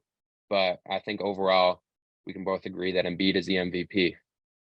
We cannot. So going on next, our final topic of the day, we'll talk about March Madness, the biggest tournament in, I would say probably overall in sports. This is probably the most looked at, especially in a tournament-wise setting. Yeah, for American sports, 100%. I wouldn't even argue. So we're not going to go through every single pick, just because no one really cares that much about the first round overall to hear every single pick. So for me personally, I wrote down a few first round upsets. I think I have 6, and then I have a few teams that can make a Cinderella run, and then just a few of my favorite teams overall. If you want to start, we'll just start with our favorite first round upsets. I'm going to start out with my favorite first round upsets, and I did a little less than yours. I want to again preface this. These aren't the only upsets I have predicted in my mock draft, but these are ones that I'm really interested in that I want to come on here and talk about. The first one is Boise State up against Northwestern. Both teams to me have really good defenses, but me personally, I've watched a decent amount of Boise State's games this year for whatever reason. And it seems like every game I watch for them, they get in a defensive slugfest and grind out a win. I don't think Northwestern is good enough to offset that. So I really like that. Another team that's super interesting, and I think they got screwed a little bit by the seeding, is Iona. Obviously, people know Rick Pitino is the coach over there. He runs a full court press that is brutal for other teams. UConn is a really tough matchup for them, and I'm not going to lie. And if you ask me right now, I'm taking UConn in the game. But UConn has also shown that they can go on really rough stretches. During midseason, they went from a team that was ranked top 5 to a team that was unranked at a point. Pitino is a guy that knows how to coach his players for this moment. He's been doing college basketball for a long time. This might be his last year at head coach. I think Iona can be really dangerous. Even if they don't win that game, it's going to be close, in my opinion. And then I have Kennesaw State. If we're being honest, I haven't believed in them much all year. I don't like them as much as other guys do, but I love the matchup against Xavier. I thought Xavier's pretty fraudulent most of the year. They've had some injuries recently too that don't help their case. And they don't really have a go-to guy on the roster. I think a lot of people look at the fact that I believe they have 4 or 5 10-point per game scorers. And for college basketball, that's amazing. But to me, that just says you don't really have a guy that's getting the ball every time down the court. Kennesaw State has guys like that. And I think they can go in and upset Xavier, first round, obviously, in their matchup. So one I'll go over quickly. I have Boise State over Northwestern too. I agree with everything you said about that. And then next, I have Utah State over Mizzou. I think a lot of these 10-7 matchups, we see it every year. I think if you draw a 10-7 matchup, just looking at that, I really like Utah State over Mizzou. I just think they're going to be the better team. And especially with Mizzou being an SEC team overall, they can be really shaky, apart from teams like Alabama, who played really well. Even a team like Tennessee, they can be shaky. And we'll talk about them a little more once the tournament gets going. And a few other upsets that I have right now, I have Drake over Miami. It's kind of becoming a bit of a popular take to take Drake for a while, but I think they're going to win this game, and I think they're going to make a Cinderella run, and I'm going to talk about that later. I'm pretty confident overall that they're going to win this game. Probably going to end up being our lock of the day. I would be willing to have the head-to-head of the day of that one. I'm not going to interrupt, but Miami is genuinely one of the best teams in this tournament. I'm just saying it straight up. And then I have USC over Michigan State. Michigan State hasn't been playing amazing this year. They've gone through stretches where they've struggled, and just like the Big Ten, if you didn't really win that tournament, then like Purdue won, so they solidified themselves in my mind, and Penn State did good. But those teams can be so rocky, especially teams like Indiana and Illinois. They're good teams, but they rely so much on home court advantage, and that's going to change a lot, especially in this tournament. Speaking about Penn State, I have them beating Texas A&M. They had a really good run, and I think they're going to continue.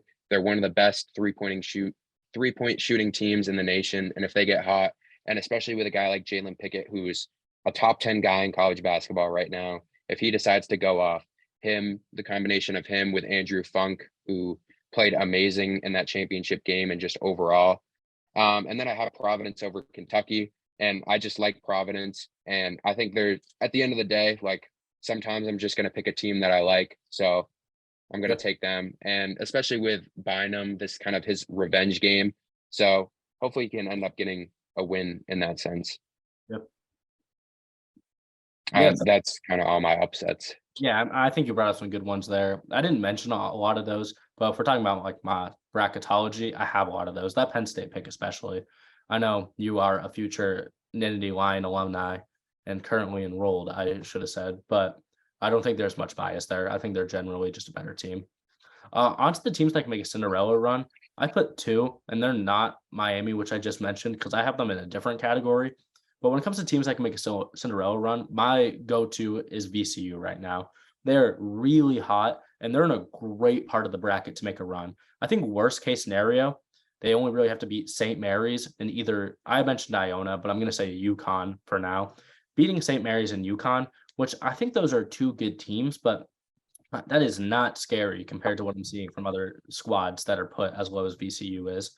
And with those, they're already in the Sweet 16. They have Adrian Baldwin Jr., and he was a pretty good prospect out of high school. I honestly didn't even realize he was at VCU until the start of this season. He can hoop. Having a point guard as your best player during March Madness can be hit or miss. I'm really convinced he's going to be the guy for their run. I think if they can go out and beat St. Mary's, we're looking at a team that could crack like Elite Eight potential. VCU was really solid. And then we saw them a couple years ago with Bones Highland make some noise too. Another team I have is FAU. A 9 seed is really low for a team that was ranked top 25 for most of the year. And I think they were, again, shaky towards the end, but they pulled out their conference play, which, really set them apart for me. And, I don't love their side of the bracket, if I can be honest with you. Memphis is a really tough pull in the first round for a team that was ranked most of the year. But if they can beat Memphis, then my hot take is that they will beat Purdue. I think their hardest matchup in the first couple rounds will be their first one. So the FAU pick may age poorly, but I know that going in. But I think they only really need one win to kick off an amazing run this year. Mm-hmm. So I'll just go off of what you just said. I do have Memphis as a Cinderella team. I think either one of those teams, they're just both really hot right now. And especially with Memphis, if they get that first game, Purdue being as shaky as they appear to be in the championship game, obviously, if they play their level of ball with Zach Edey and get 45 shots 2 feet away from the rim, it's going to be hard to beat them. But if Memphis can end up pulling that away, that'll be huge for them. I think they're a good team, and I think they could definitely make a run. But that side of the bracket on the East, I really don't know. I think that's my most intriguing side, just because a team like Purdue isn't really solidified. I'm going to say it now. I do have Duke winning that side, and I think it's just because they're so hot right now. And I'll just bring up North Carolina right now, the first team to not make the tournament after the #1 preseason seed. And a lot of North Carolina fans are talking about Duke right now. And I mean, Duke's in the tournament, and UNC isn't even in the NIT. They did say they didn't want to be. I don't know why. I mean, I guess they'll just play 2K instead, or they'll just watch the tournament from their house. But I guess it's good to live in the past, especially when they're in a point where they were 20 minutes away from winning a championship to now not even being in the tournament. You love to see it. And then also another team that I have is Creighton. The thing is, at a 6 seed, and you look at it from that value, they could be a Cinderella team, but I think they're definitely underseeded.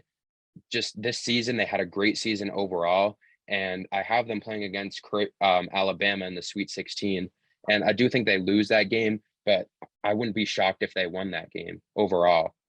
Yeah, I think Creighton is a great team.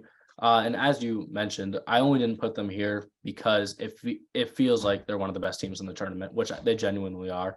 That 5-game losing streak in the middle of the season totally ruined their seed. But I mean, if I'm a seed like that is higher numerically that has to play Creighton, I'm pissed. Mhm. Like that's a really tough draw.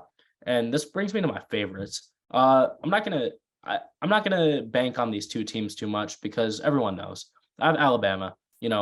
When I look, and this goes for all the teams I picked, when I look at what makes up a team that wins March Madness, you got to have 3 keys for me.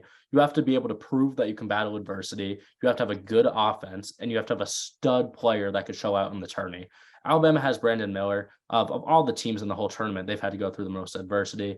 Obviously, the off the court stuff has been an issue, but even staying through some tough games on the court and winning in overtime is something that's impressed me about them. Brandon Miller's only a freshman. That gets a little scary when we go to the tournament, but we've seen freshmen go in and light up NCAA tournaments before. So I think Alabama is, ranked number 1 overall, and there's a reason. Then I have Texas. When it comes to adversity, firing Chris Beard was, something that really should have hindered them, but they just continued to hoop. Their inside-outside offensive game is super underrated to me, and I'm a big fan of Marcus Carr. Senior guards in March Madness are the best. And he was heavily recruited out of high school. He's been having a pretty solid college career, and he's better this year than any other year he's ever had. And now I'll get to talk about my guys who you had losing first round. Miami is one of the most talented teams in the tournament to me. They have a top 10 player of the year with Isaiah Wong, who I think, although he plays a lot different than Jalen Pickett, he gives off the same vibe that he could carry a team on his own. But he doesn't have to. I think Miami's built a really good team around him. They've had plenty of quality wins this season. And once again, I like their side of the bracket. I think we're going to see Miami go pretty far, at least in my, I've done a couple different brackets. I have them in the Elite 8 range on most of them.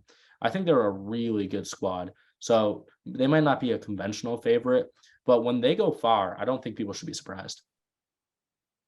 I'll get my first 2 out of the way. Like you said, Alabama, probably the most complete overall team. They have shooters, and Brandon Miller's really good at setting them up too. Like you said a few weeks ago. And then Kansas, they have one of the best players in college, if not the best player. Depends on who you ask. So they did lose the championship in pretty convincing fashion, but at the end of the day, it doesn't really matter if you're still the number 1 seed because you just got to forget that game at that point. And then I'll go into some other teams that I really like. I do have Marquette going really far. I have them in the Elite 8 against Duke on that side. Like I said, that side's going to be pretty unpredictable, but Marquette's hot right now, and their first round against Vermont, I think that's an easy win. Playing against Michigan State, I think that's an easy win for them. And then playing against possibly Kansas State really being the hardest team left, I think they beat them too. And then they kind of just draw whoever's left between Purdue, Duke, Tennessee, maybe even Memphis or FAU, like we said before. And I think they could definitely go on a run too. I do think they'd probably lose though, especially if they draw against Alabama, if they do make the Final Four. But I think they're a pretty good favorite, not to win the whole thing, but especially kind of to get around that Elite 8 point. And then also Gonzaga, I know they're a 3 seed, and they kind of, people are either hit or miss with them this year. And I don't think they're going to win it all, but I do have them in that Elite 8 range. And especially being on that Kansas bracket, I don't think they beat them. But playing against UCLA, I do think they beat UCLA. I think UCLA is a really good team, but I just have this feeling that they're just not going to beat Gonzaga. They're just going to fall flat in that game in my mind. I mean, we saw And it with then Sorry to interrupt, but we saw it a couple of years ago with Jalen Suggs with the half court. I mean, Gonzaga and UCLA, when they're up against each other, always have these crazy matchups. But I understand the vibe. It seems like Gonzaga kind of has that edge on them. And then another team, like I mentioned before, Creighton.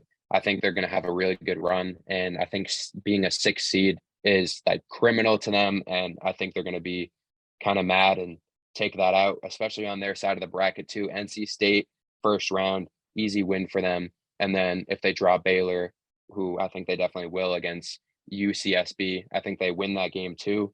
And then even against Arizona, I think they win that game, and then they just kind of draw Alabama in the championship. And if Alabama somehow goes down before that and Creighton makes it, they could definitely be a Final Four team, and I think they'll keep it close against Alabama. Yeah. I mean, with that being said, just to wrap up college basketball, I think just so we could have it on the record, this episode will be coming out. I just want to hear, who do you have winning March Madness this year? Just one team. Who you got? I have Nick Saban and Alabama winning the championship. Fair enough. From me, I've really tossed it up, and this does not reflect on a lot of my brackets. But if I'm going to come on the podcast and, say one team, I really want to highlight Texas. I think Texas could win it all this year. So right now, who are your Final Four, if you want to talk about that too? Yeah, Final Four. I would like to hear you go first just so I can pull up my bracket. I want to make sure I get this right. Okay. So I have Alabama, and then I have Duke coming out of the East, and then I have Kansas and Houston. I think both of those teams, they're the number 1 seed, so it's not as fun, but I just don't really feel too confident about UCLA, like I said before. And I think Kansas is way better than Gonzaga.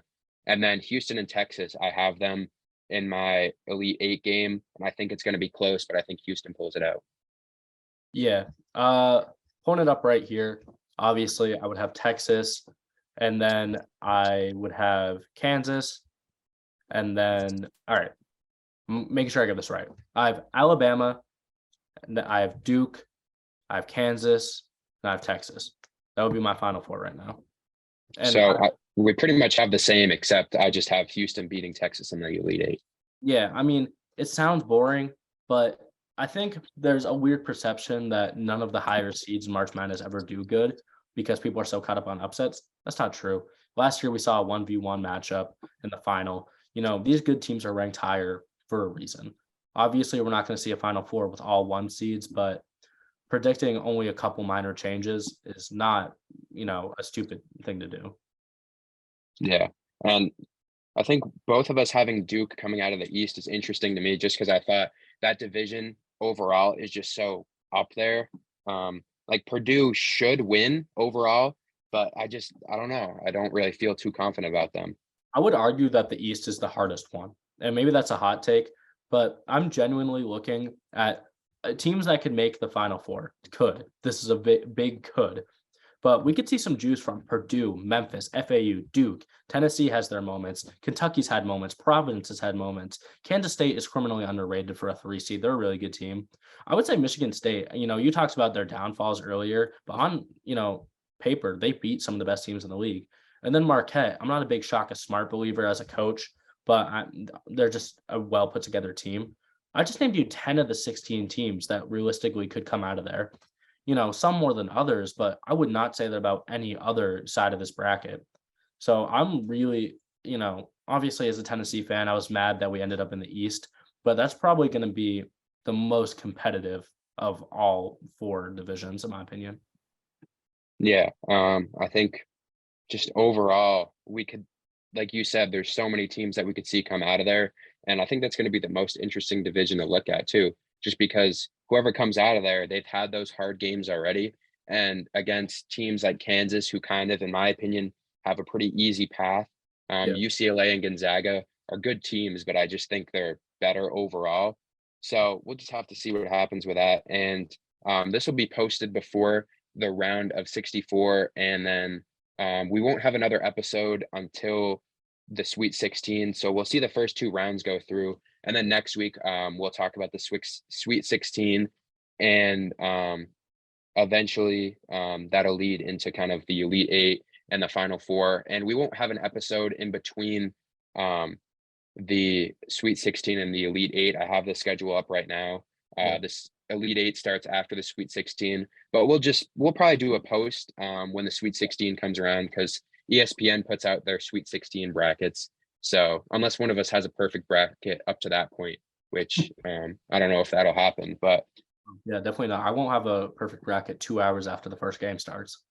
yeah. So we'll talk about that next week. And then I think overall, we're just excited to see what happens with this, the most exciting tournament in sports. It's my favorite thing in all of sports. I follow football and NBA basketball closer than college basketball, but there's something about it, especially since I've been on a big college basketball kick this year, where I just love it. It's my favorite energy in sports. Just the vibe of, being in class or being at work and not doing anything, just to sit back and watch, Baylor versus UCSB, for example. Like, they're just games that normally, people might not care about, that the whole country, all sports fans rally around. So, I mean, as a sports podcast, I think it's well in our boundaries to really get invested in this. Mhm. And we'll end up seeing what happens with the picks that we kind of locked in today. Alabama could just lose the first round and it could just be all over. You never know. That's why the tournament's so good. Yeah, and for our Instagram fans, I think we just kind of incidentally made a great post idea. I'll be putting up my final four picks and Banning's final four picks sometime this week. Probably, I mean, we're recording this on Monday, probably Tuesday, just to in case anything crazy happens. Yeah. So I think overall, a lot of good discourse on this episode, and next week we'll be able to talk about the Sweet 16, and we'll be kind of winding down the NBA season. Hopefully some more NFL free agency happens. And I think that's it for this week. So we'll see you guys then.